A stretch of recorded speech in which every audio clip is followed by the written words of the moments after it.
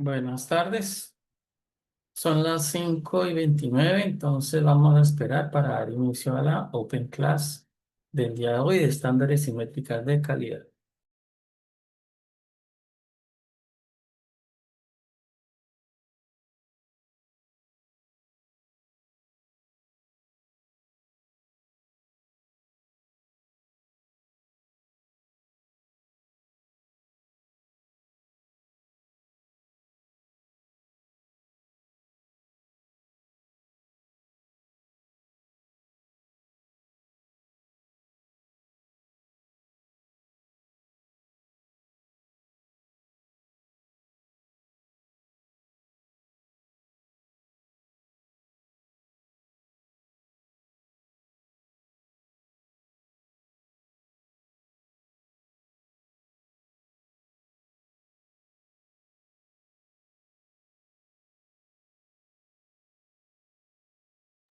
Son las 5:30, vamos a esperar 4 minutos para dar inicio a la Open Class.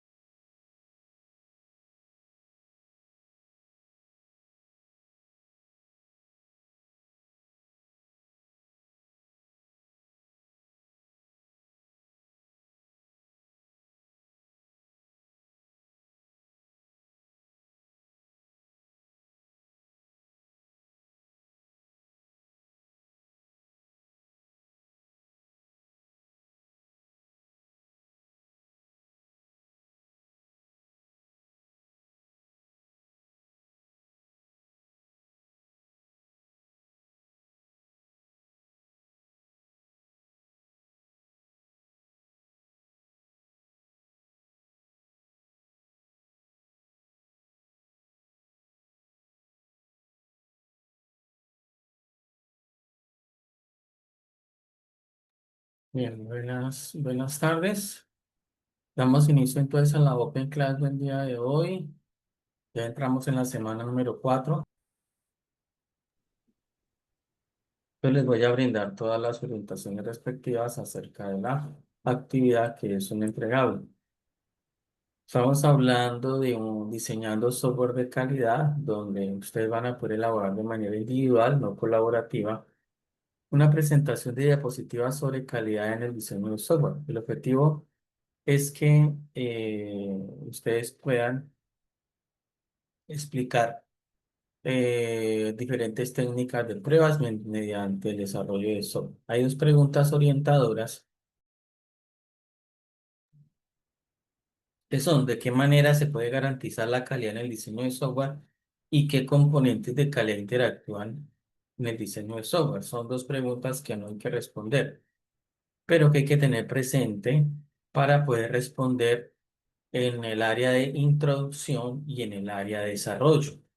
Ya les voy a explicar por qué en la parte de introducción, ya que no es una introducción normal, sino allí se piden unos elementos.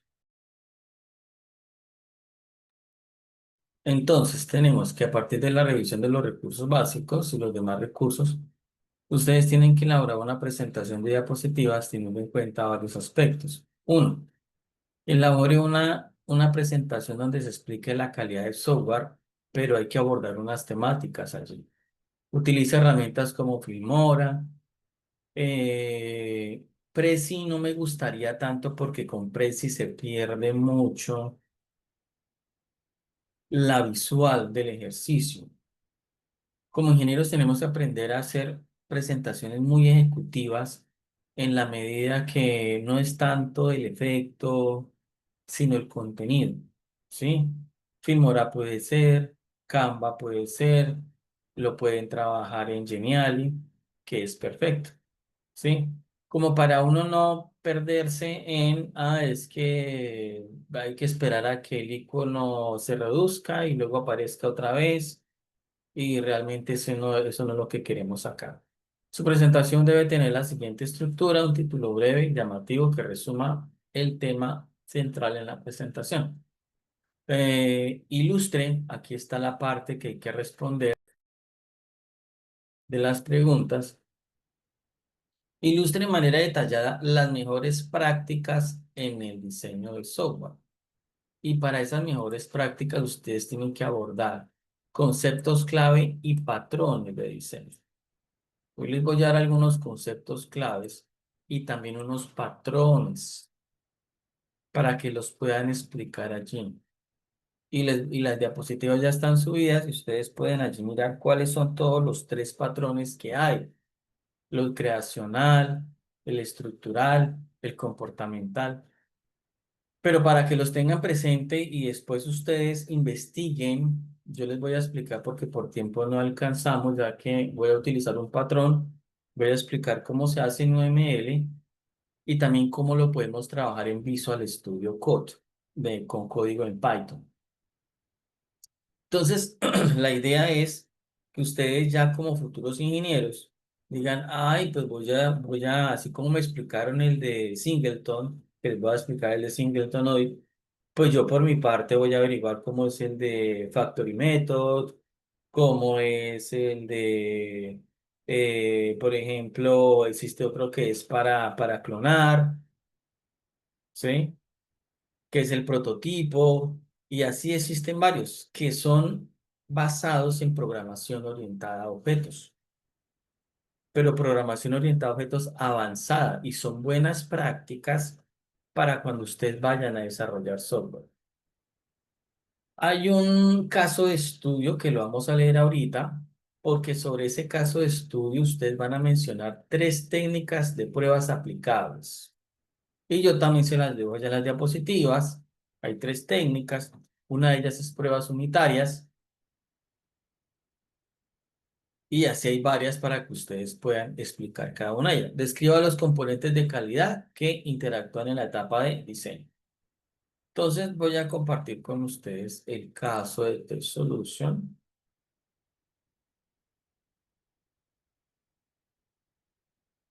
donde dice, Caso T-Solution S.A. T-Solution es una empresa de desarrollo de software cuya sede está en Bogotá, Colombia, y más de 10 años de experiencia en el mercado. Y esa empresa se especializa en la creación de aplicaciones móviles y web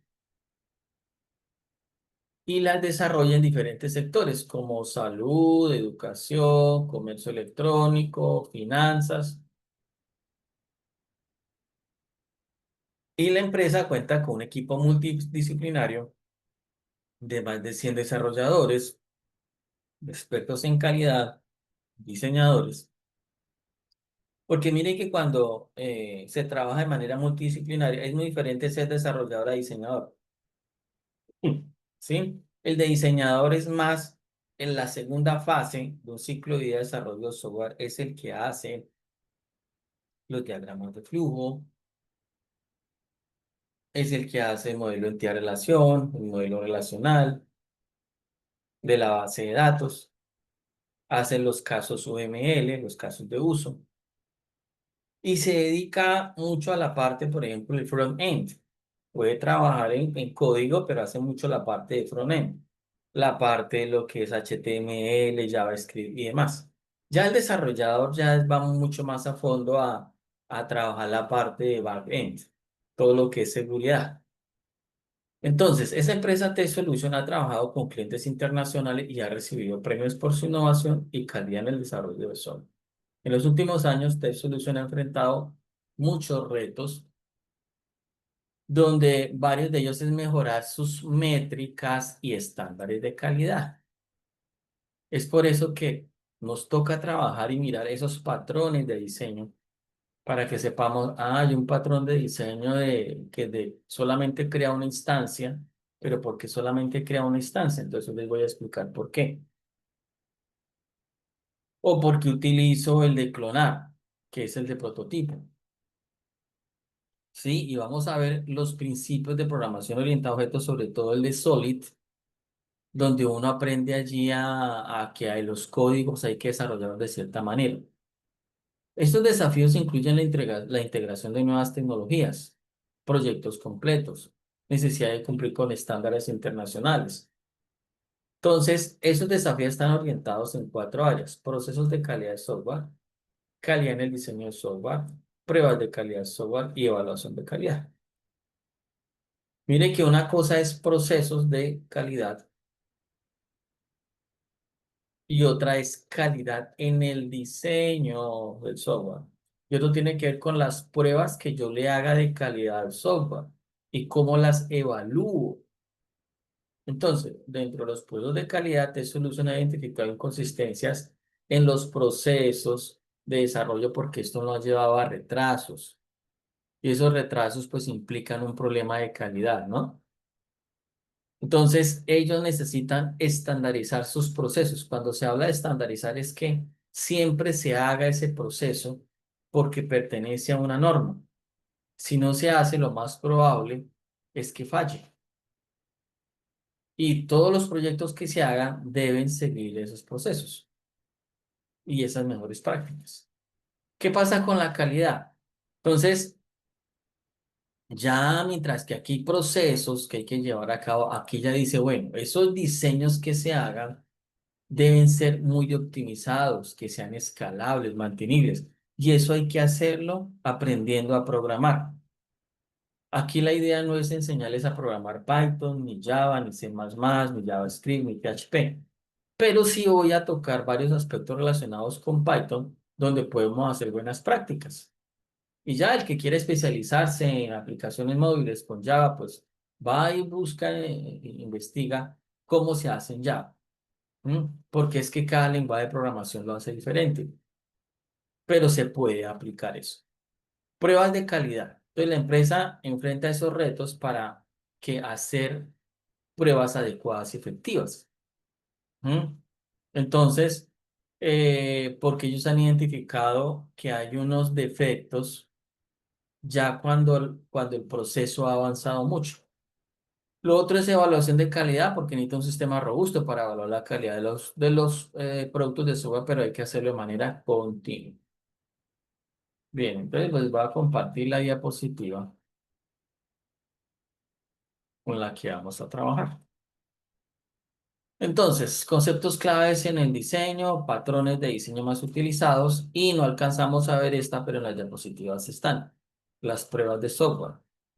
Entonces, yo les voy a hablar acerca de la primera pregunta que hacen allí, que son los conceptos de modularidad. ¿Mm? Entonces, yo les voy a explicar en qué consisten esos conceptos para que ustedes entiendan y me voy a centrar mucho en esta parte de acá, en los principios SOLID, porque en los principios SOLID les voy a explicar este ejercicio, que es el principio de inversión de dependencias, de cómo se vería un programa que aplica ese principio de programación orientada a ustedes y que yo sé que ninguno lo aplica. No es porque sean ustedes, sino porque la mayoría de los ingenieros que hacen desarrollo de software desconocen los principios de inversión de dependencias. Y eso suena todo raro, pero cuando uno lo mira en la práctica y dice, ah, sobre eso trata, pero hay que saberlo identificar cuando uno está evaluando un proyecto y decir si lo hace o no lo hace. De tal manera que cuando yo reviso un ejercicio diga, oiga, este ejercicio sí aplica el principio de inversión de dependencias. Bien, entonces les explico primero la parte teórica. Primero, modularidad. Esto que yo les voy a hablar es algo que ustedes ya tuvieron que haberlo visto, no muy a fondo, pero sí tuvieron que haber explicado cuando empezaron a ver programación orientada a objetos, les tuvieron que haber hablado algo de los principios de la programación orientada a objetos, que generalmente son tres, que es abstracción, encapsulación y polimorfismo, ¿cierto? Y tuvieron que haber explicado la evolución o los paradigmas para llegar a la programación orientada a objetos. Y tuvieron que haber explicado que hubo primero una programación lineal, luego una modular, luego se pasó a la estructurada, luego se pasó a la orientada a objetos. Y eso es desde el siglo pasado, eso ya se van a cumplir como unos 70 80 años de haber empezado eso. El primer concepto que ustedes pueden hablar en el trabajo es sobre modularidad. Como su nombre lo dice, yo divido mi programa en módulos o componentes. Y eso es lo que uno hace cuando hace un software, ¿o no? Generalmente uno dice, mire, un software debe tener datos de entradas, procesos y salidas. En programación orientada a objetos a uno le dicen, bueno, lo que hay que hacer son clases porque las clases se encapsulan. Y la clase, yo puedo trabajar allí, puedo declarar lo que son atributos de manera privada o pública y métodos públicos. Y después yo empiezo de la clase o a derivar clases o a crear objetos y empiezo a dividirlo en módulos o componentes. Eso es modularidad, porque el módulo me ayuda a mí. Yo puedo crear dentro de la clase y decir un método que se llame leer, otro que se llame operar y otro que se llame mostrar. Allí estoy modulando, porque no todo se lo voy a dejar a un método, ni todo se lo voy a dejar de pronto a un objeto. Entonces se llama modularidad. Hay otra parte que se llama abstracción, ¿cierto? Mira, aquí la podemos ver, abstracción. ¿Abstracción qué es? Abstracción es más ese concepto de ocultar detalles, mejorando la complejidad. Pero cuando el usuario ve el programa, él no le interesa cómo lo hicieron. Si lo hicieron en C++, en Python, en Java, en PHP, no. Y eso es abstracción y lo hacemos a través de programación orientada a objetos. El otro es la encapsulación. Y la encapsulación también la vemos en programación orientada a objetos cuando miramos que yo puedo declarar atributos públicos o privados. ¿Con qué sentido? Pues como su palabra dice, el público puede acceder cualquier objeto derivado de esa clase a ese atributo sin necesidad de utilizar un método. Lo que pasa es que cuando yo ya quiero empezar a proteger y a encapsular, digo, no, señor, hay unos atributos que yo necesito es que accedan solamente los métodos y no que lo haga directamente el objeto, sino el método del objeto. ¿Listo? Es como recapitulando y haciendo un repaso. Bueno, está el de cohesión y acoplamiento, que no me quiero meter con eso ahorita. Hay uno que se llama separación de responsabilidades porque uno empieza a definirle a esos métodos unas responsabilidades específicas. ¿Mm? Reutilización de código, claro que sí, porque es que yo puedo.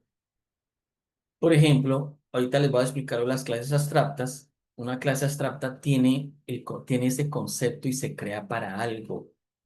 Se crea porque cuando yo hago una clase abstracta, que es diferente a una clase normal sin abstracción, esa clase abstracta dice, mire, los métodos que yo declare aquí en esta clase deben obligatoriamente ser utilizados por todas las subclases que se deriven de la clase abstracta. Y eso se llama reutilización del código porque obliga a reutilizar ese código y no a tener que, sí, claro, él puede inventar otros códigos, yo puedo, pero debo trabajar con los códigos de la clase, con los métodos de la clase abstracta. Hay unos principios que se llaman SOLID. Yo se los voy a explicar muy rápidamente, pero no es tanto, a ver, porque es que cada uno tiene mucha tela que cortar.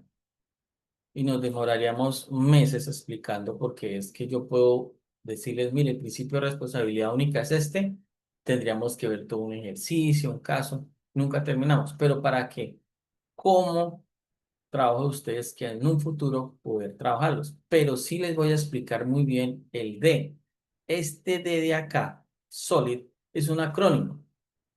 La S que es principio de responsabilidad única. Se los voy así a explicar lo más breve posible donde dice que una clase debe tener una y solo única razón para cambiar.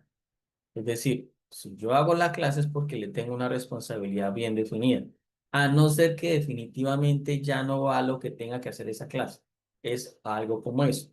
Hay otro principio que se llama el principio abierto cerrado, donde dice que las entidades del software, que son por ejemplo, las clases, los módulos, las funciones, deben estar abiertas para la extensión, pero cerradas para la modificación. ¿Qué significa eso? Entonces ahí es donde uno se empieza a complicar en el concepto porque ahí es donde uno obligatoriamente tiene que entrar a ver el software, a ver un caso real para entenderlo porque así llanamente es muy difícil.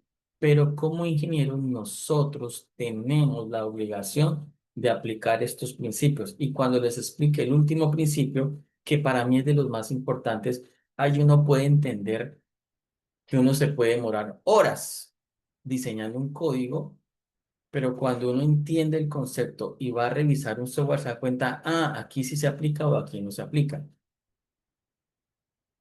¿Sí? Entonces, ese principio dice Open Close Principle, que significa abierto o cerrado, significa que yo puedo extender, ser extendido sin modificar su código fuente, es decir, yo puedo utilizar eso en interfaces o en otro lado.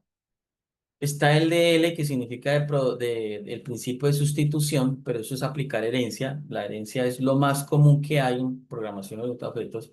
Está el principio de interfaces, que es el de I, donde nos aconsejan trabajar con pequeñas interfaces y específicas, que es solo una interfaz grande general. Ahora voy a entrar en materia en el último que se llama principio de inversión de dependencias.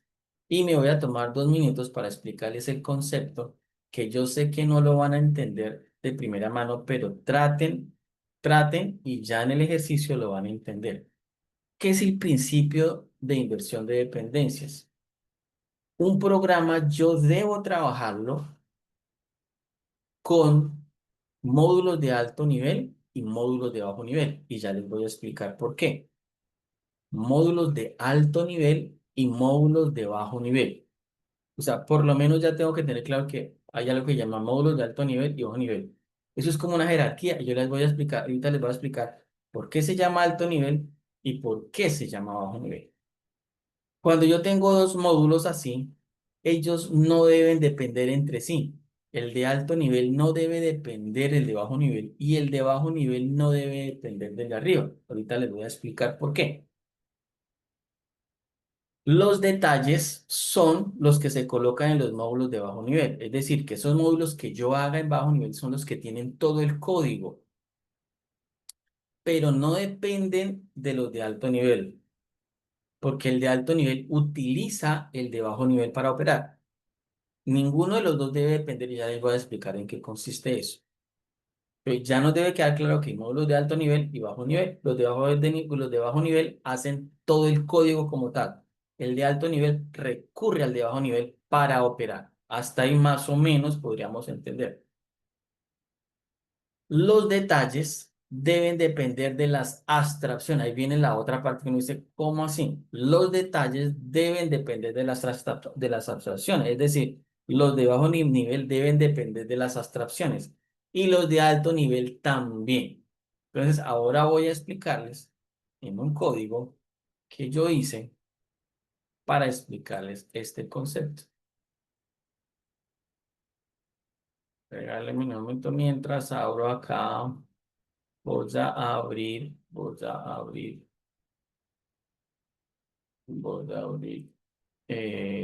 Visual Studio Code. Yo puedo trabajar Python con Spider, con Pichat, con Char, puedo trabajar, pero de los mejorcitos es el Visual Studio Code. De los mejorcitos que hay es Visual Studio Code. Entonces, yo les voy a mostrar este código. No lo voy a hacer directamente en la diapositiva para que ustedes lo vean correr. Este yo lo hice en Python. A mí me gusta mucho trabajar Python porque Python es de lo mejor en el momento. Mi proyecto o mis proyectos que yo hago en investigación, yo ya me estoy, decir, ya mi enfoque es Python. Python no puede hacer muchas cosas. Entonces, este software está diseñado con el principio SOLID, pero específicamente con el DD, que es el principio de inversión de dependencias. Aquí arriba, ¿qué tengo? Aquí arriba tengo una abstracción. Ya le voy a explicar qué es eso de abstracción. Aquí tengo los módulos de bajo nivel que yo le hablaba. Aquí tengo los módulos de alto nivel que yo les hablaba.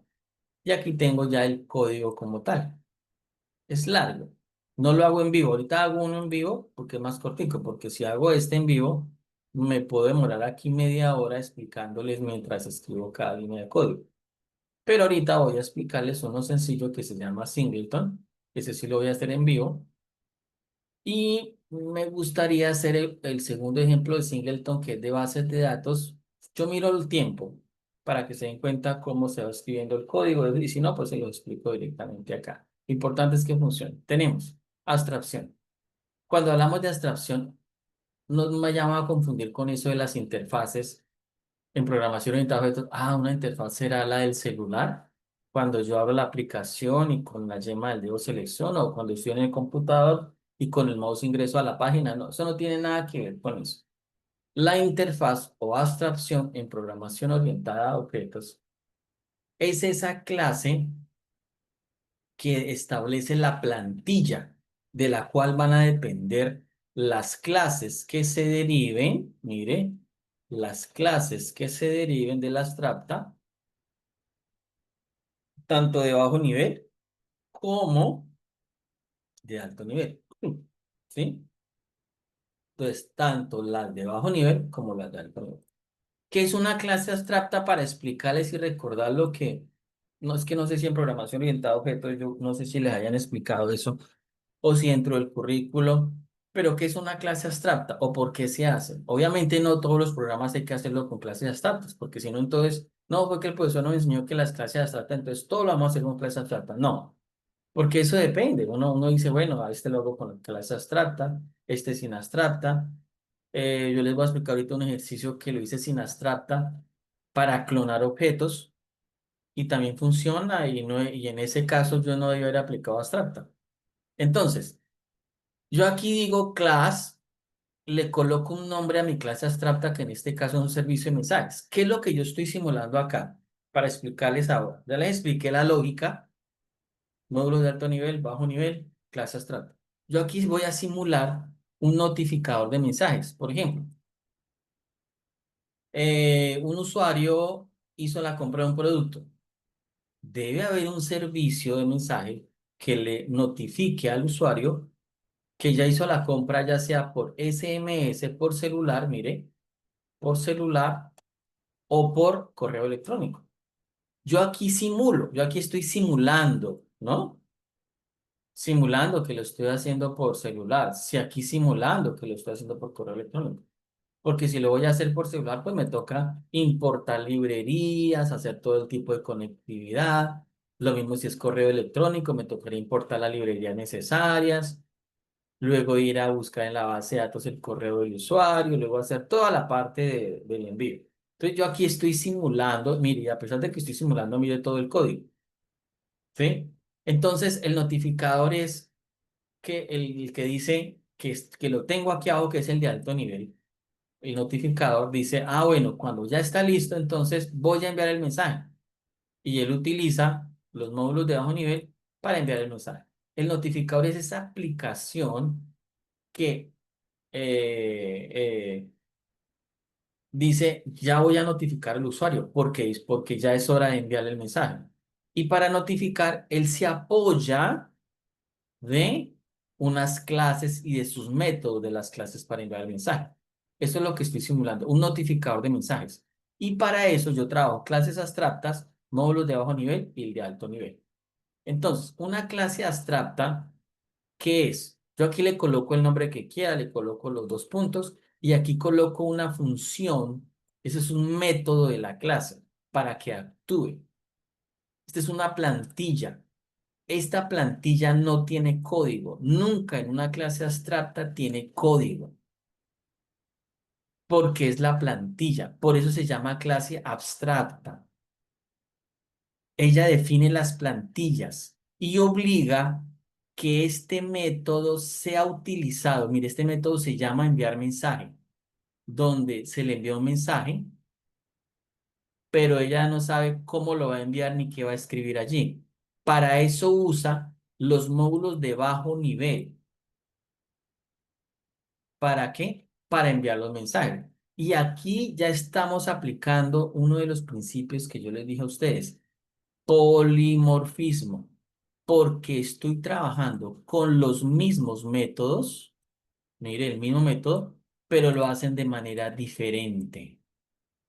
Mire cómo yo voy articulando cosas acá.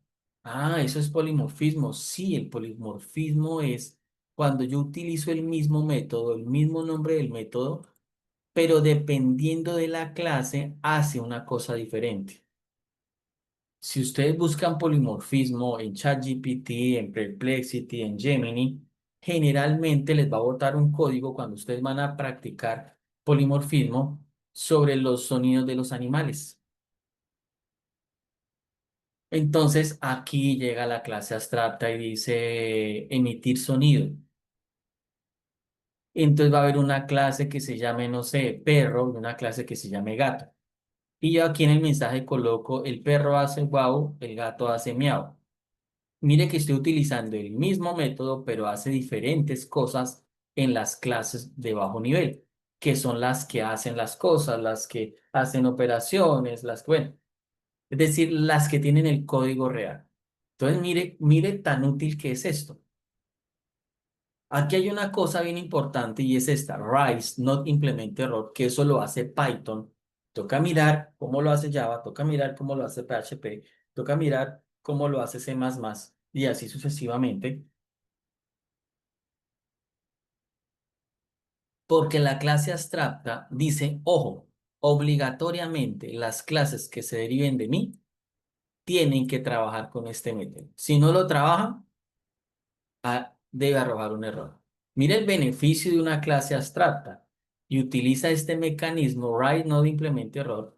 Mire, y aquí yo le coloco, dice, este método debe ser implementado por las clases. No es si quieren, es que toca. Esa es una ventaja muy grande de la clase abstracta. Define la plantilla, el nombre de los métodos, pero no tiene código.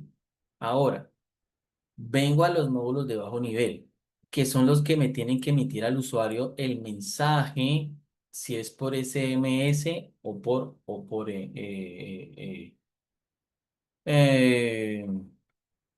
email. Entonces, ¿cómo se crea la clase de bajo nivel? Class, le coloco un nombre, aquí yo le coloqué servicio MS y servicio email. Mire que esta clase debe recibir el nombre de la clase abstracta, mire, y servicio mensaje, mire, tiene un i-servicio mensajes, porque es la interfaz del servicio de los mensajes. Mire, lo recibe. Ahí ya me estoy dando cuenta que está heredando este método y aquí yo obligatoriamente debo crear este método. Le envío, mire, el argumento mensaje y él me dice que cuando él reciba un mensaje, digamos, lo publique. Y yo aquí es donde empiezo a trabajar con lo que va a ser esta clase de bajo nivel. Aquí puede haber un código de 10, de 20, de 30 líneas, de 50, de 100 líneas, porque ya estoy haciendo bien que estoy recibiendo la plantilla de la interfaz, ya estoy utilizando el nombre que tengo aquí arriba, ya lo que me dedico aquí es a desarrollar el código, pero obviamente aquí lo hice muy sencillo, enviando SMS. Esto se llama formateo. Es que si le explicara cada línea, aquí nos demoramos. Esto se llama formateo, que es una forma, la última forma de Python, donde yo puedo combinar, concatenar texto con variable. Yo aquí puedo tener una variable, una función, puedo tener un objeto. Bueno, puedo hacer muchas cosas encerrándola entre estas llaves. ¿Listo? Lo mismo, copio todo esto, lo pego y le digo, bueno, entonces el otro servicio, el otro módulo de bajo nivel base se llama servicio email. Recibe la interfaz, tiene el mismo nombre y le cambio acá enviando email. En términos reales, yo aquí podría colocar 10, 20, 30 líneas de código completamente diferente a las de arriba. Y estoy aplicando dos cosas. Abstracción, clases abstractas. Estoy aplicando módulos de bajo nivel que hace todo, que muestra, que hace las operaciones. Y aparte de eso, estoy trabajando polimorfismo. Ahora, ¿qué sentido tiene aplicar un módulo de alto nivel? Ya les voy a explicar qué es. El módulo de alto nivel no va a depender de este, ni este va a depender de este. Estos dos dependen de quién, de esta. Este es como el padre de todas. ¿Y cómo lo hace? Ah, bueno, esta clase sí tiene un constructor porque ella es la que me inicializa en últimas los mensajes. ¿Cómo así? Python tiene una forma de crear constructores por defecto. En este caso se llama init. Init son métodos especiales. Quiero hacerles otro recorderis, que es un constructor en una clase.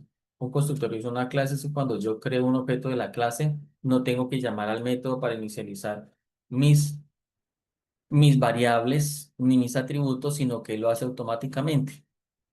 Este es un método diferente al que utilizan otros lenguajes. Si fuera C++, entonces se coloca el nombre de la función, no retorna ningún valor y esa función que es por defecto tiene el mismo nombre de la clase. Python lo hace diferente.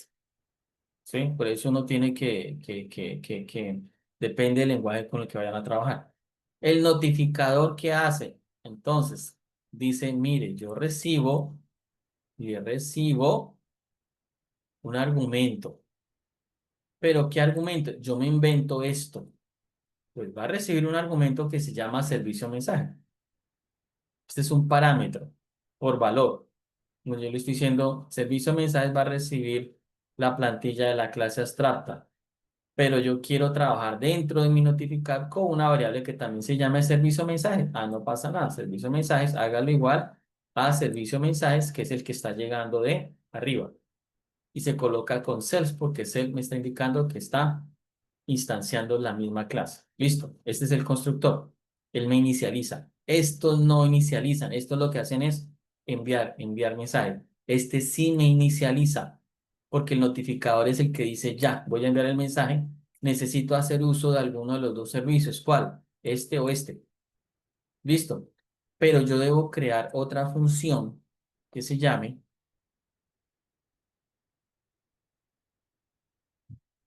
por ejemplo, aquí yo le coloqué que ya estoy notificando usuario, notificar usuario. ¿Qué le tengo que enviar? Pues este argumento, mire, el argumento de aquí arriba, mire, este, este. Mire que el módulo de alto nivel no sabe cuál servicio, por eso yo les dije varias veces, este no depende, el de alto nivel no depende del de bajo nivel, porque él no sabe, en este caso, cuál mensaje va a enviar, si el de SMS o el de email. Él lo que recibe es un mensaje, ¿m? y, y lo muestra, porque cuando él recibe el mensaje, independiente si sea acá o acá, ¿qué dice el mensaje? Mire, enviando SMS o enviando email. O sea, es dependiendo de lo que yo le envíe allá al módulo de alto nivel, de lo que yo le envíe, ya yo sé. Por ejemplo, aquí, mire, yo creo, me estoy adelantando un poquito esto de acá porque no he terminado de explicar esta parte. Yo aquí creo mis objetos o mis instancias de los servicios SMS, email, móvil o email, ¿cierto? Y después utilizo el notificador y yo creo un objeto llamado móvil o email y llamo al notificador y digo, sí, envíe el mensaje que corresponde a email. Pero él aquí no sabe qué es porque realmente es aquí donde yo ya le inyecto el código específico. Continúo con esta parte de acá y es lo siguiente. Bueno. Ya después de que se ha inicializado la instancia o el objeto, yo ya puedo trabajar con un notificar usuario. Mire, este notificar usuario lo utilizo acá cuando yo ya vaya a imprimir. Mire, notificar usuario. Y el notificar usuario es de la clase de alto nivel. Mire, notificador SMS, ¿de dónde es? Mire, de, de alto nivel. Mírelo acá. Notificador de alto nivel. Entonces, yo aquí simulo, me está diciendo preparando notificación y luego lo que hago es trabajar con este servicio mensajes y aquí yo ya puedo crear mi propio atributo. Esto es programación avanzada. Yo tengo que estudiar mucho, por ejemplo, en este caso Python para saber cómo que hace esto. Ujú. Porque aquí en este caso yo ya tengo la potestad de inventarme los atributos que yo quiera. ¿Por qué? Porque ya inicialicé mi objeto y aquí estoy diciendo, bueno, pues a ese objeto le voy a crear un atributo que se llama enviar mensaje que va a recibir mensaje. Ah, bueno, listo. Y dice aquí notificación enviada. Aquí viene una parte donde ya es la práctica como tal, porque todo esto son plantillas. La plantilla grande es esta, que es la de abstracción, luego vienen los módulos de bajo nivel. Luego viene el de alto nivel y ahora sí viene el uso como tal.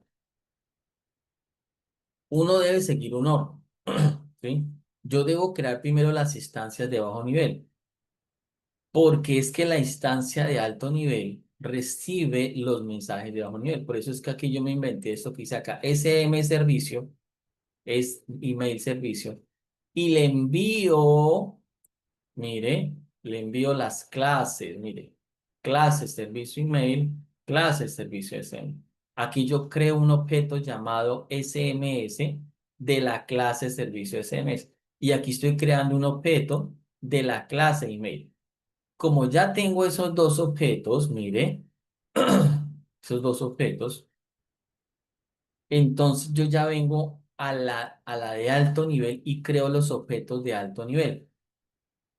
¿Cómo creo los sujetos de alto nivel? Lo mismo. Aquí yo le coloqué notificador SMS, notificador email. Le podría haber que colocado el nombre SMS notificador es lo de más, es lo de menos, digo. Yo aquí podría haberle colocado servicio SM y servicio email, pero lo hice así. Aquí el de alto nivel, yo creo los objetos. Aquí ya creé los objetos de bajo nivel. Ahora creo los objetos de alto nivel. Pero yo aquí tengo que tener un cuidado. Estos objetos de bajo nivel, simplemente les envío las clases y creamos los objetos. No tiene argumentos ni nada.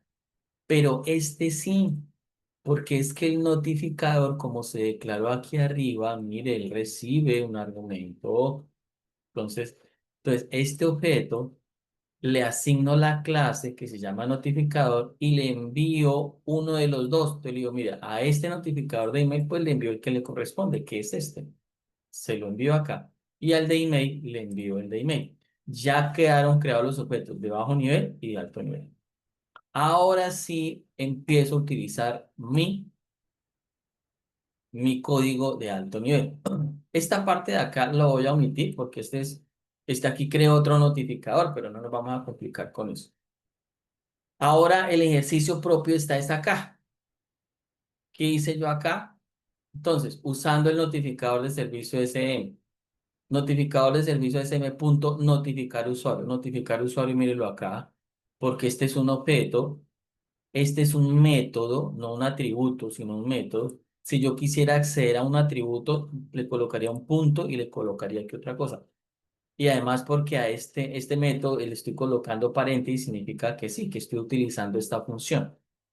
Aquí le digo notificador SMS, notificar usuario, tu pedido ha sido despachado, o tu cita ha sido agendada, o tu producto, el pago exitoso, ha sido despachado. Y lo mismo lo hago con email. En la práctica, entonces yo vengo acá, lo ejecuto y él mire lo que me muestra. Usando el notificador con servicio SM, preparando notificación, enviando ese SMS, tu pedido ha sido despachado, notificación enviada.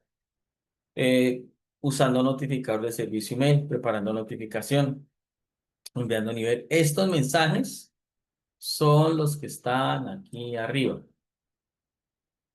De preparando notificación, que es un mensaje de alto nivel, y el resto del mensaje es el que hace los de bajo nivel. Así es como funciona el principio de inversión de dependencia. ¿Hay que hacer mucha práctica? Sí, hay que hacer bastante práctica. Ya se pudieron haber dado cuenta que requiere de bastante estudio de programación. Entonces, y ahí ese era el tema que les quería explicar frente a lo que es el principio de inversión de dependencias. ¿Listo?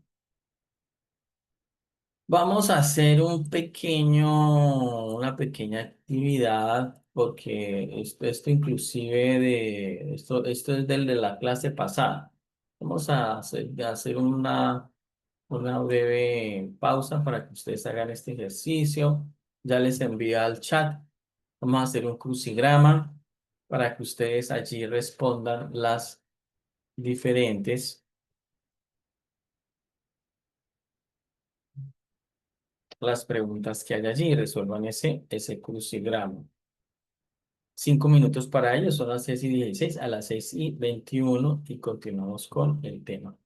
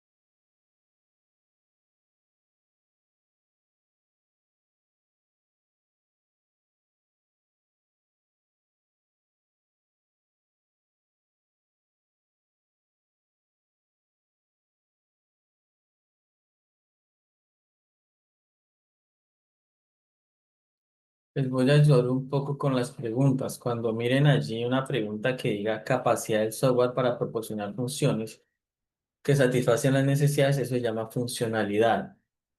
Cuando vean una pregunta que esté relacionada con mantener el nivel de desempeño, capacidad del software para mantener el nivel de desempeño, se llama fiabilidad. Nosotros habíamos visto en la clase pasada lo de usabilidad, facilidad con la que los usuarios pueden aprender y utilizar y comprender el sistema, se llama de usabilidad, de uso. Hay una palabra que es larga que se llama eficiencia de desempeño, que es frente a la pregunta de capacidad del software para proporcionar un rendimiento apropiado en relación con la cantidad de recursos utilizados. A ver si alguien tiene por ahí alguna para que hagan clic en uno de los números, me preguntan y yo aquí les para que vayan llenando eso.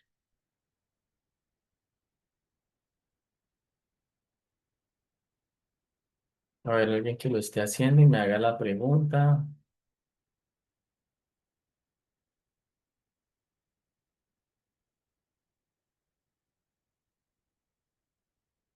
Tienen Lo estaba haciendo, el... pero no sé si es mi internet que no me dejaba escribir las palabras.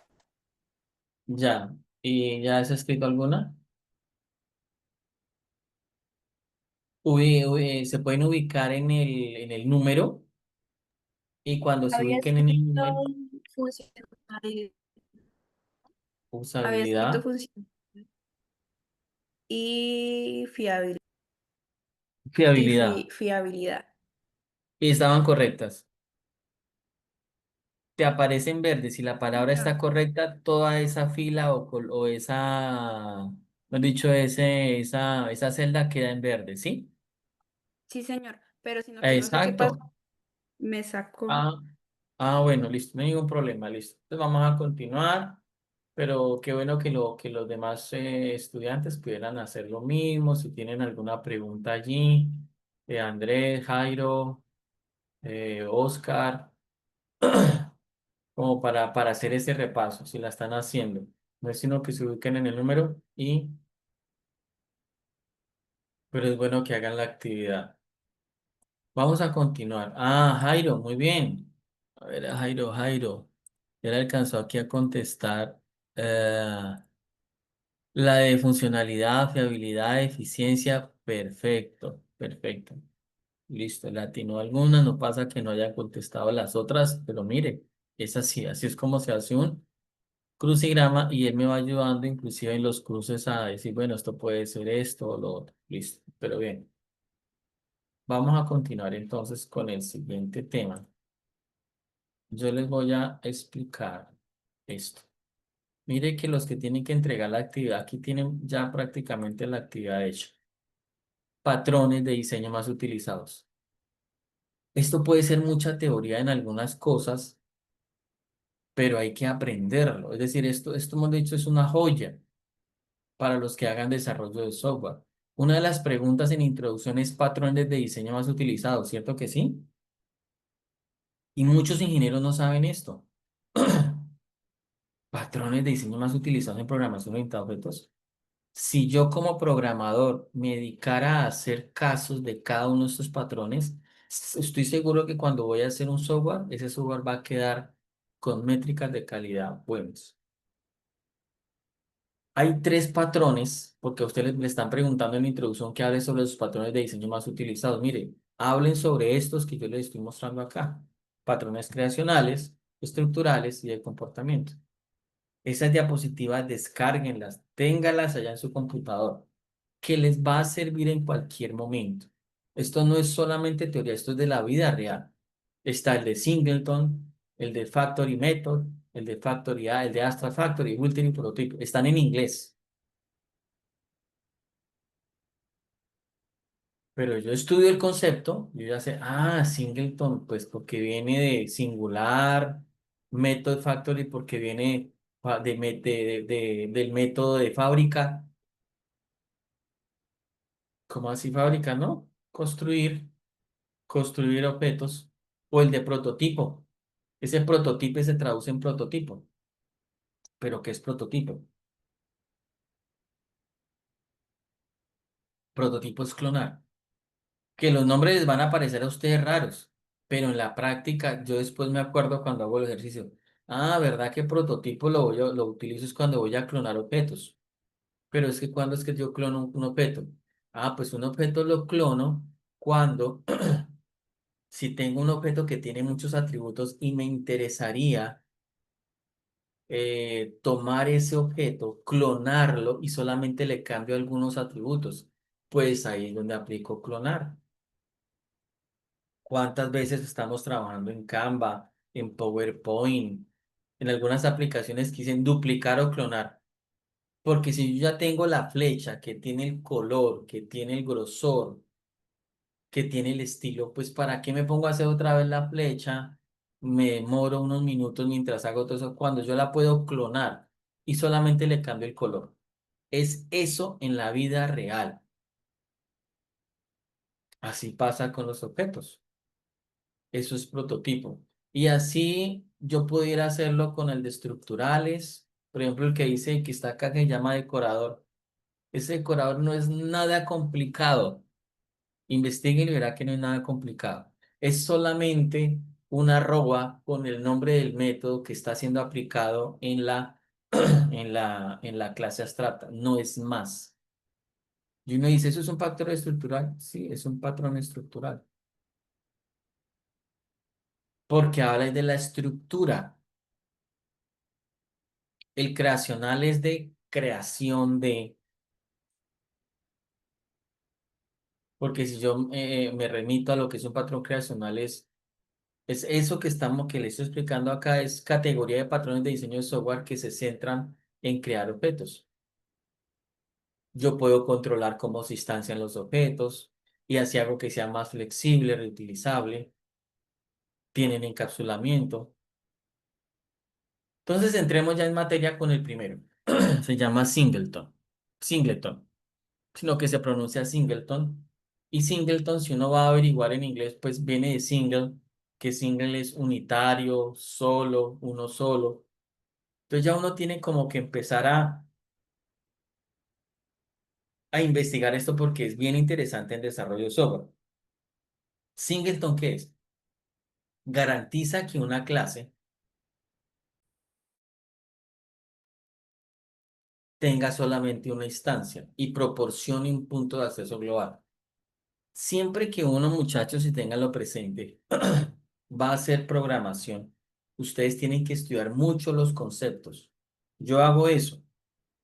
Cuando yo empecé a programar,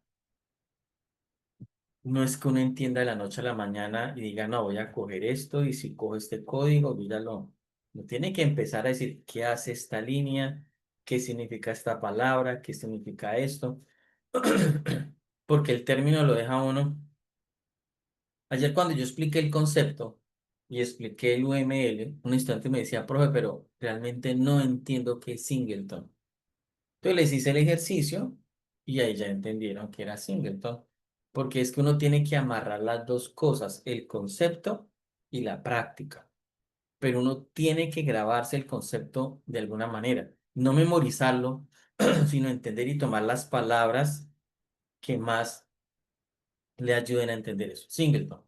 Les repito, garantiza que la clase solamente tenga una instancia. Ahí es donde uno se empieza a confundir. Una instancia, ¿cómo así?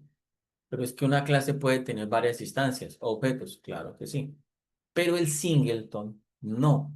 El singleton me dice a mí, usted debe crear solamente una instancia de ese objeto.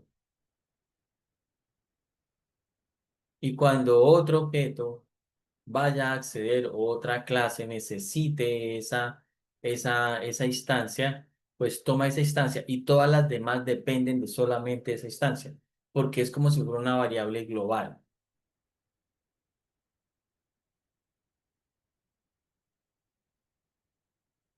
Entonces, uno dice, bueno, entonces eso es como la parte inicial.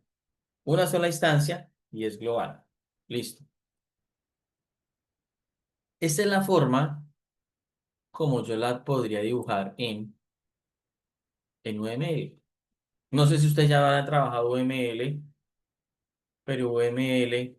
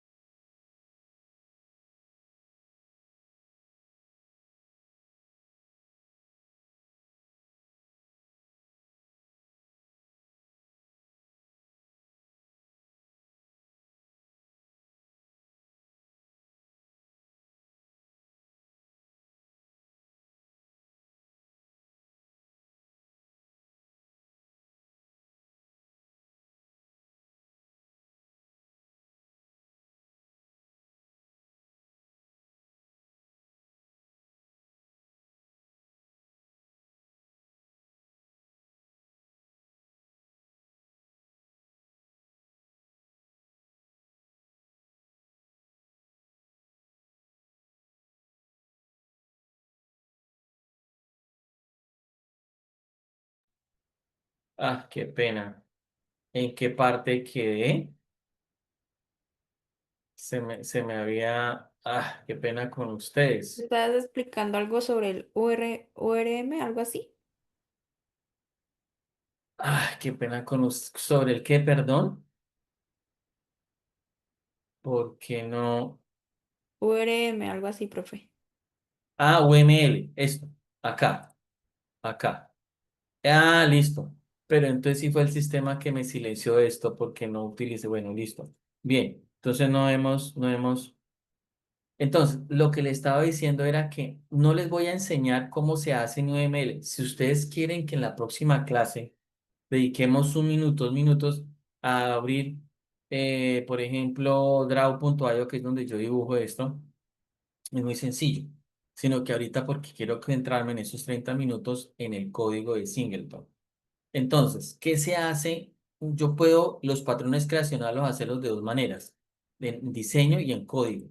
Diseño y código, mire. Esto que está acá lo represento a través de esto. Mire. Una clase singleton tiene el nombre de la clase, tiene la instancia o el atributo con el signo menos que significa que es privado, es decir, que solamente los métodos públicos de la clase pueden acceder a ello. Eso se llama encapsulación. Porque garantizo que ninguna otra clase vaya a modificarme esto, sino solamente las clases, los métodos que pertenecen a la clase y que sean públicos. Esto es como un repaso también.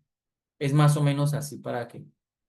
Pero si alguien quiere, yo le explico en unos 5 minutos. Decir, sí, profe, haga en UML una clase con los atributos y los métodos. ¿Listo? Me voy ya de una vez para acá, muchachos, porque esta parte es un poquitico. Entonces voy a. Si me quedo sin voz, por favor, porque el sistema no sé qué pasó ahorita, de una vez me interrumpen y me dicen, profe, no se le escucha, porque necesito esta parte de acá. Se las voy a explicar lo más rápido porque nos queda poco tiempo y quiero explicarle el de bases de datos de Singleton. ¿Qué es eso de una sola instancia? Voy a crear acá voy a cerrar acá. Voy a cerrar esto aquí un momento. Voy a abrir un nuevo archivo, le digo archivo, nuevo archivo que sea de Python, le voy a colocar un nombre, yo le digo, sí, perdón, le voy a colocar acá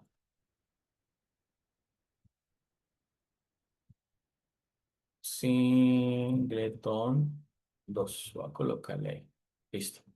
¿Qué es lo primero que tengo que hacer acá? Yo voy a declarar una clase, ¿cierto? Minúscula, clase, le voy a colocar un nombre, aquí yo le digo que es singleton, le puedo colocar cualquier cosa. Y luego aquí yo declaro, mire, aquí está la clave, declaro una variable llamada instancia y la hago igual a none, la hago igual a none. Esto significa, este underscore al piso, significa que es privado, que era lo que yo le estaba explicando con el signo menos, porque en UML se representa con un menos, pero ya cuando voy a la práctica tengo que hacerlo como me está indicando él, el lenguaje de programación. En Python me dice, ojo, las instancias de la clase que son privadas, colóquele un underscore abajo, listo, ya lo estoy haciendo así, luego yo acá puedo crear una función. Las funciones se crean con def y él tiene un método especial que se llama new, que es que me permite a mí crear las clases pero no instanciarlas. Esa es otra forma, es un método que tiene Python que dice, listo, cree la clase pero no la instancia, porque Python utiliza para instanciar las clases a través de constructores con init. Yo aquí, él me dice a mí, sí, yo aquí es donde yo coloco el código, si esa clase con su atributo, si se corre por primera vez y no tiene nada, entonces ahí es donde yo creo solamente una instancia y ya les explico qué es eso de la instancia. Entonces, ese es el comando. Dentro de ese método yo le digo, si CLS instancia, si de esta clase que estoy trabajando con esta instancia es none, entonces aquí es donde yo creo la instancia. Y para eso yo le digo CLS punto, yo le digo punto, instancia, hágala igual. Otra cosa y es que Python trabaja con lo que llama super, que es un método especial que puede acceder, es el único método especial de Python que puede acceder a los métodos que no puede acceder el usuario normalmente, como este.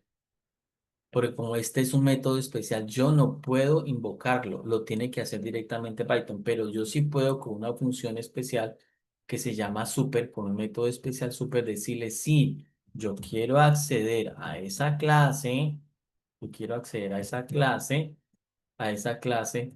con el objeto que se ha creado, a esa clase singleton y yo quiero acceder a su método especial new para crear por primera vez esa instancia, ese objeto. Y necesito que cuando lo cree, lo retorne. Entonces, con cls.instancia. Esto es programación avanzada, muchachos. Esto no es programación. Esto es programación avanzada. Y yo aquí me equivoqué, porque aquí esto es con una S minúscula. Listo, corro, lo ejecuta, veo que no hay errores por acá. Yo voy probando el código aquí, porque si yo me equivoco, acá él lo está corriendo bien. Sí, él lo está corriendo bien ahí. Listo. Ya terminamos y empiezo a explicarles el de bases de datos.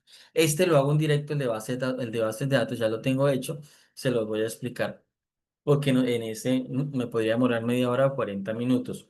Entonces, esta es la plantilla de Singleton y yo le digo cuando se utiliza una sola instancia. Este término no es que lo vayan a entender de una vez, de buenas a primeras, no, pero sí es necesario que sepan que hay muchas cosas en programación. Por ejemplo, es que yo creé la clase llamada conexión a la base de datos porque estoy haciendo una conexión con Python a la base de datos en MySQL. Bueno, listo. O sea que ¿cuántos computadores están en la red? Hay 20. Quiero mirar un momento su código, cómo lo diseñó. Si yo me doy cuenta que no trabajaron con este modelo de diseño Singleton, significa que cada computador que se conecta a la base de datos está generando una instancia de ese objeto, sí, señor. O sea que son 20 instancias. Hay un error ahí porque eso le consume memoria. ¿Qué tengo que hacer entonces? Pues le indico o le recomiendo que trabaje con un patrón de diseño que se llame Singleton, donde solamente crea una instancia llamada, por ejemplo, configuración y el primer equipo que se conecte, pues utiliza esa instancia. De ahí para allá, como ese equipo fue el que se conectó exitosamente, todos los demás se conectan con la configuración de ese primer equipo y no utilizan más instancias. Es más o menos eso. Yo aquí, yo aquí voy a crear los objetos y yo aquí le digo, mire, objeto uno. Objeto uno hágalo igual a mi plantilla. Bueno, aquí cometí otro error y bueno, dejémoslo así. No es error, porque yo generalmente por nomenclatura me gustaría que las clases me quedaran la primera letra en mayúscula, pero ahora lo hice en minúscula y no pasa nada. No pasa nada, pero es mejor por buena práctica también hacer eso. Cojo esto, lo pego, le digo que los objetos me utilicen la misma plantilla y solamente una instancia. Cuando yo, ¿cómo pruebo esto? Yo le digo print, y yo le digo que el objeto uno es objeto 2. Si esta es una forma, yo decirle a Python, mira, aquí me equivoqué, objeto uno es igual a objeto 2. Python me debe decir acá si eso es falso o verdadero. Es falso o verdadero si utiliza una sola instancia. Mira, aquí me dice true. Mm, vuelvo y les digo, bueno, ahí dice true. Ahora les voy a explicar. Así es como uno empieza a trabajar esto. Yo aquí tengo que dejar las diferentes viñetas porque es que si yo coloco esto por acá, queda mal. Tiene que colocar la viñeta. Python es muy exigente con las viñetas o las sangrías. Si yo coloco el objeto acá es porque depende de la función. Python ya no trabaja ni con llaves, nada de eso. Trabaja con puntos, dos puntos, listo. Voy a explicarles ahora el ejercicio. Ah, pero es que no debía haber qué. Voy a hacerlo sobre este, sobre Python. Voy a explicarles cómo funciona en una base de datos real.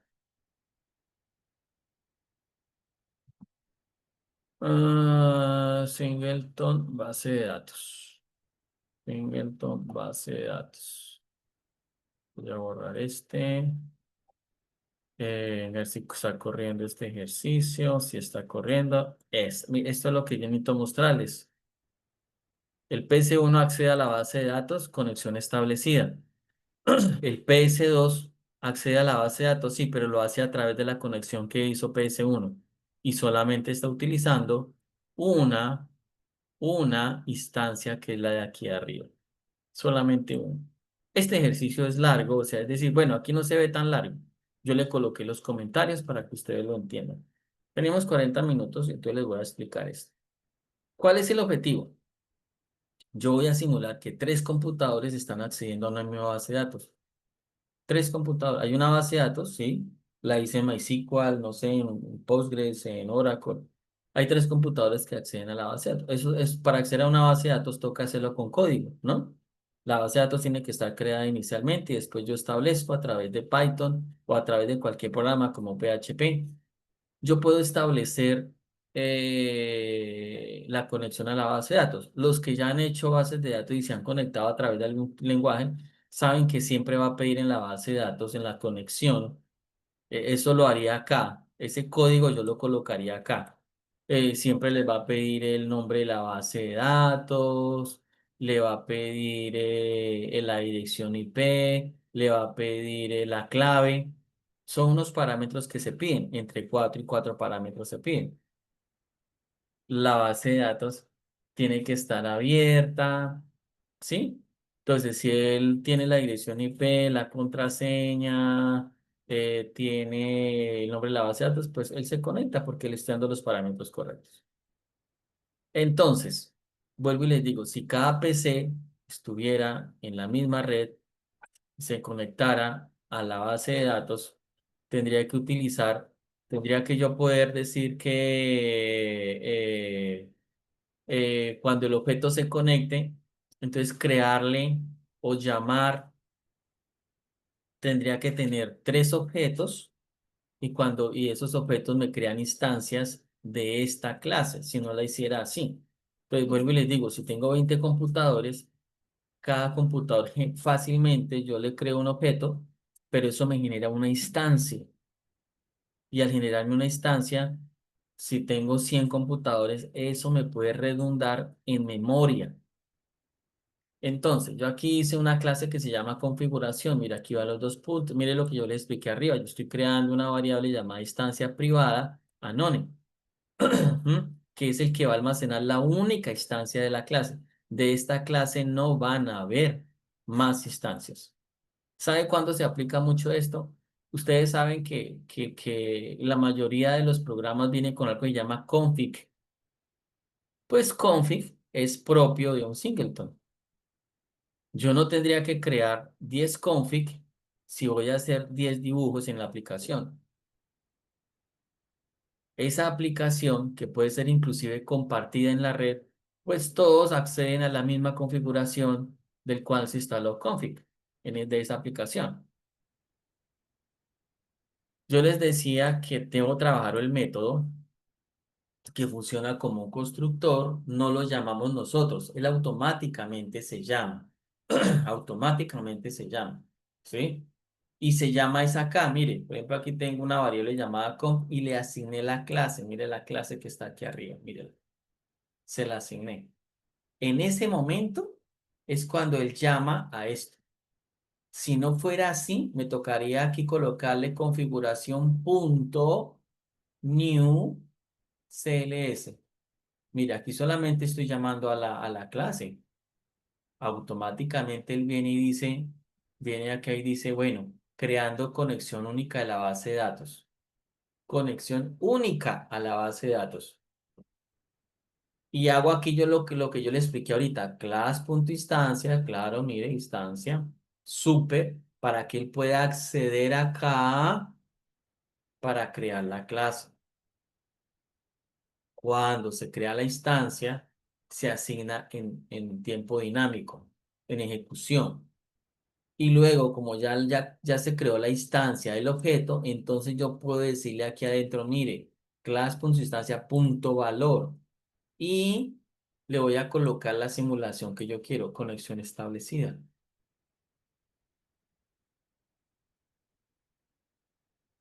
Esto lo hace solamente una vez y ya les voy a explicar cómo. Y retórneme CLS instancia. Cuando yo digo retórneme CLS instancia, significa que acá él la retorna y la envía a este objeto. La envía a este objeto. Yo ya creé mi clase Singleton para que me genere una sola instancia, un solo objeto. Y se ha guardado donde acá. ¿Cómo hago para ejecutar cada uno de los PCs? Utilizo funciones, mire, funciones. Esto es una función. Esta es otra función. Esta es otra función. Función número uno.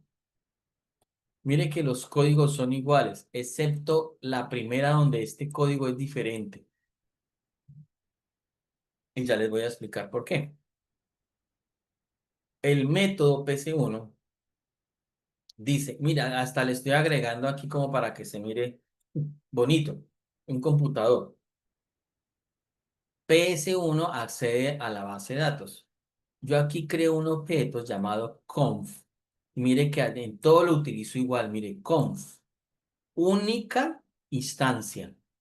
Aquí, si donde yo le coloque configuración, donde le coloque aquí un uno, no señor, ya quedó mal, porque él me crea solamente una instancia.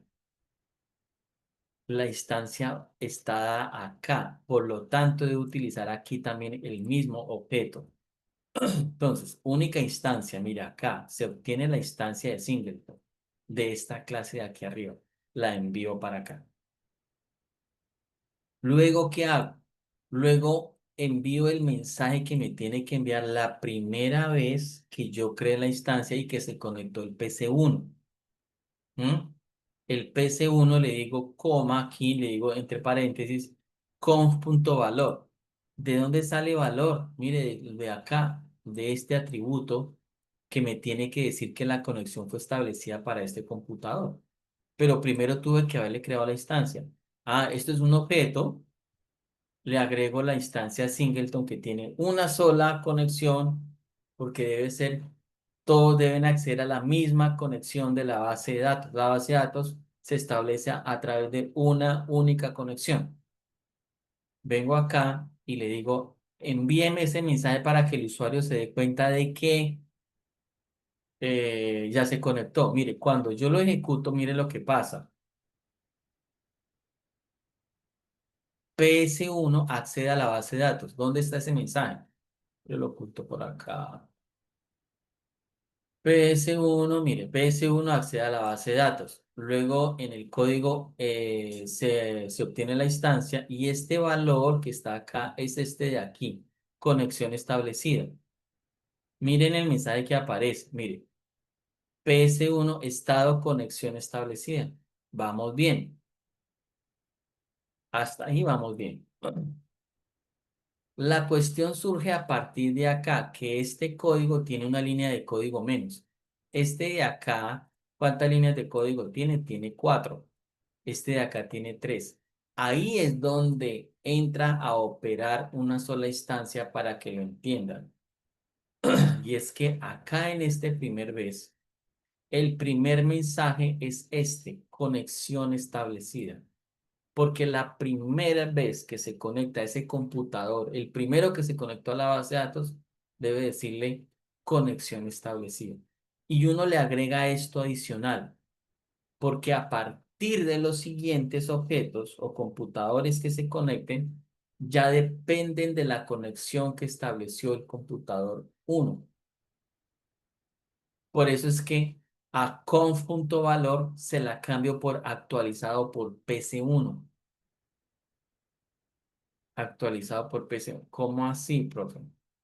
Mire, observe. El mensaje del PC1 está bien. Conexión establecida. Fue la primera vez que se creó la instancia porque no estaba creada.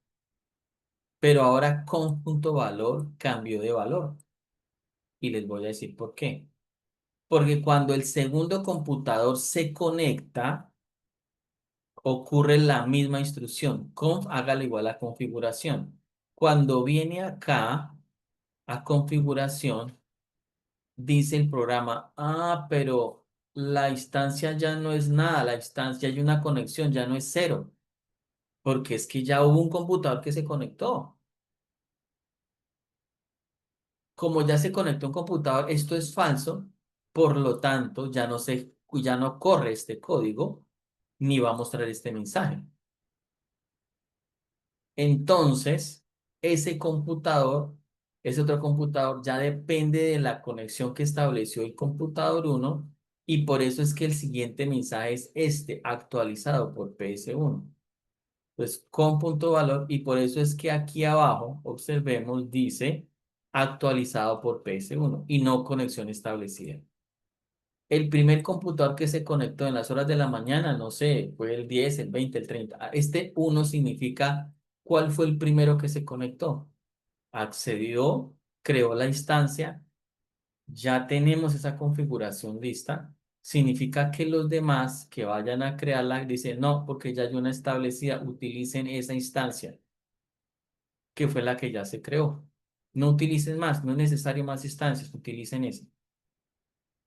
Entonces, por eso dice actualizado por PS1. Y se conectó el tercero, el cuarto, el quinto. Actualizado por PS1. Y así funciona la singleton. Pues vuelvo y les digo, esto es programación avanzada. Aquí se ahorra mucho código uno. Bien, para terminar, para terminar, para terminar, para terminar, les voy a mostrar acá.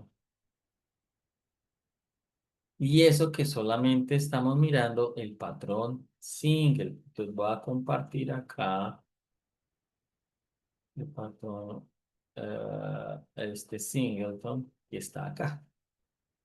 Hay otro que se llama factory method, hay otro que se llama subfactory, otro que se llama builder, otro que se llama prototipo. ¿Mm?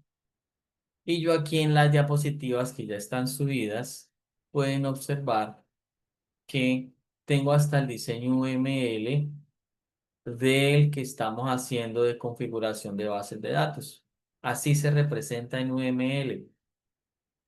Instancia, depende de instancia de la clase configuración. Hay un atributo que se llama valor str, que era el mensaje que estábamos utilizando, el de conexión establecida, que hay un método que es el que crea la única instancia. Les tengo un ejercicio para hacer, pero no lo vamos a hacer por cuestiones de tiempo. Aquí tengo el patrón creacional prototipo. ¿Mm?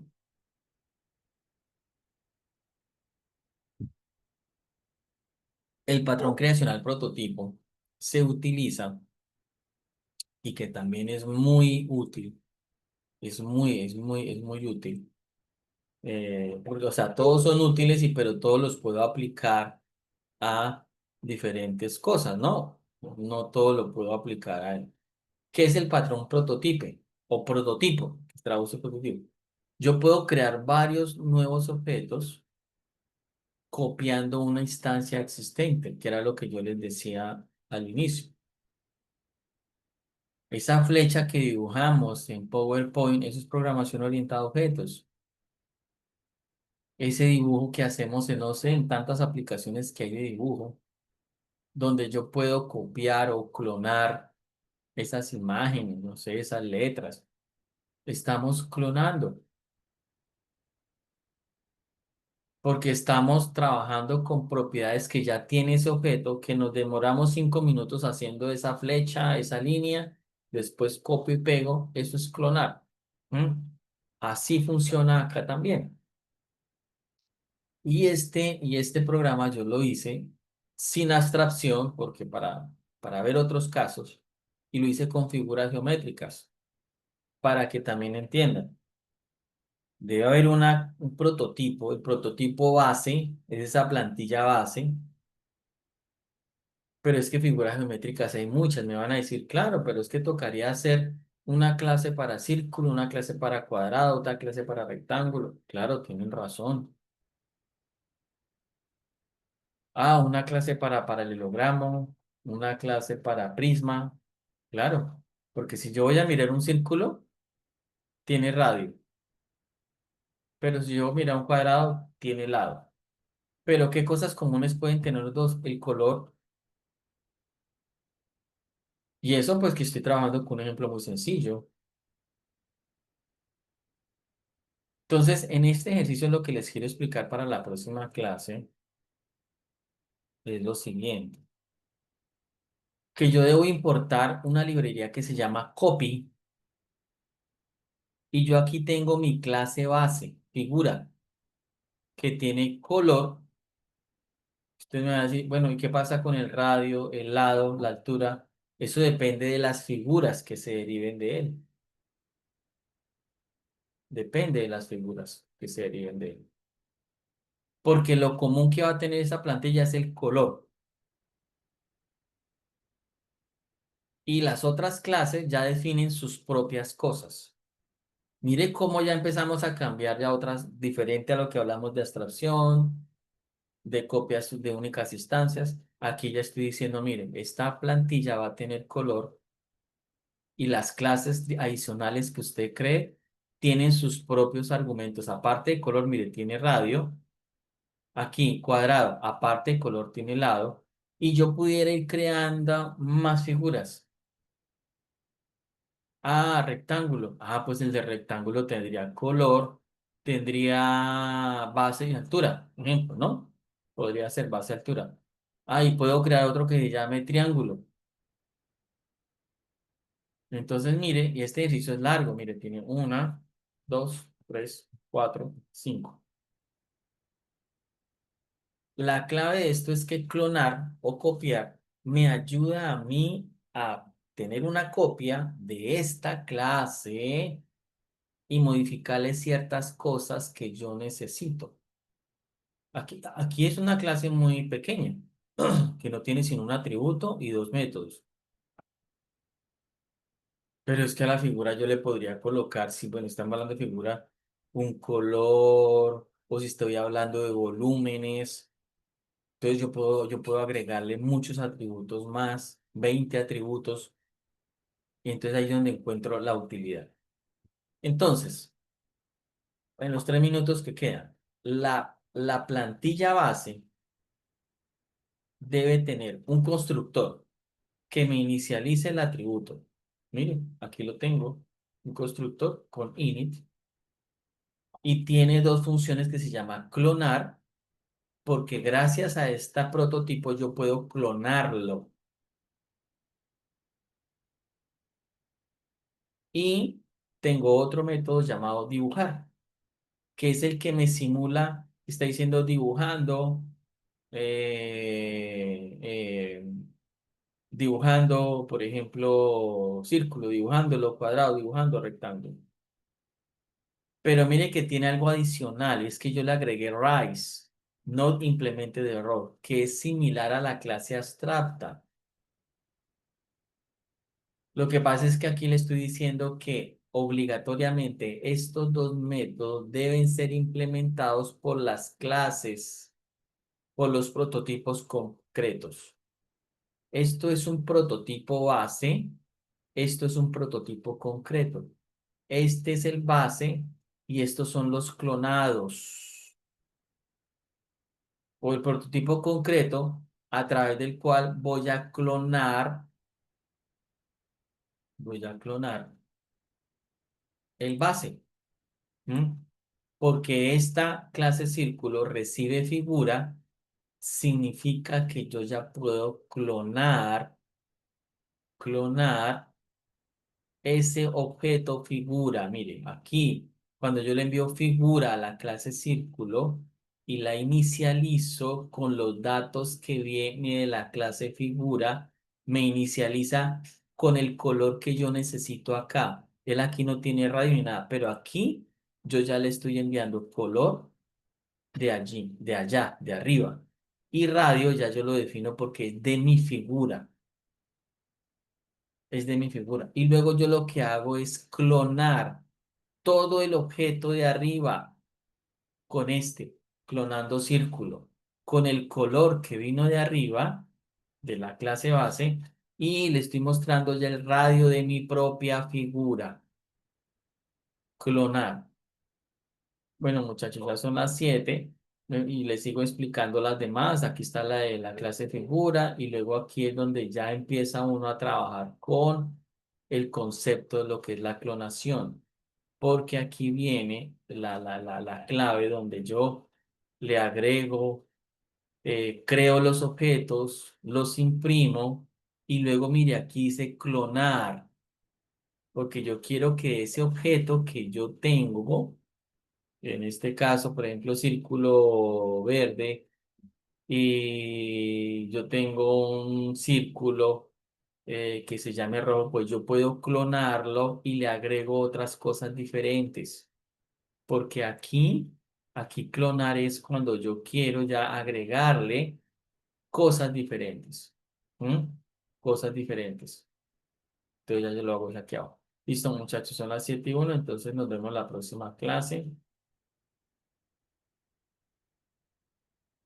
Y en las diapositivas pues queda más información para que la puedan consultar. Buenas noches, ingeniero. Gracias. Bueno, que estén muy bien. Gracias, ingeniero Ángela. Nos vemos la otra semana. Listo, que estén muy bien. Dios los bendiga a todos.